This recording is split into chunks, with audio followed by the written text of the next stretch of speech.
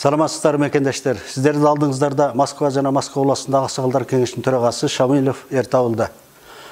Урматтуу президент, жакында сиздин 1 жылдык ишиңиздин отчету болуп, бардык жерлерде кылынып жаткан, жасалып жаткан, бүтүп жаткан иштердин бардыгы айтылды. Биз талаада жүргөн мекендештер бардыгыбыз колдойбуз.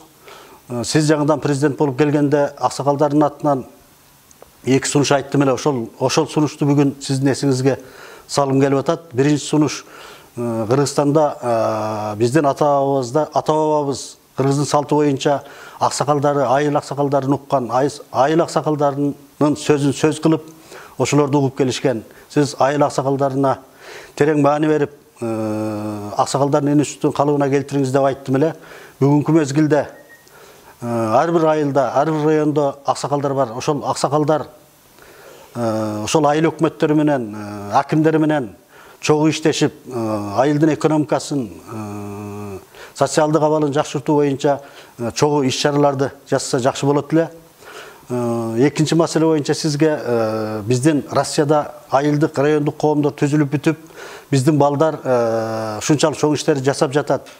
Сиз мүмкүн болсо кыштын күндөрү айыл өкмөттөрүн, акимдерди баш кылып, Россиянын региондоруна жөнөтүңүз, кышында келип, балдар менен иш жүргүзсүн деп сунуш киргиздим эле. Ошол сунушту колдошуп, өткөн жылы Каракулжа районунун акими 12 айыл өкмөтү менен келип, абдан сонун иштер жүргүзүп кетишти.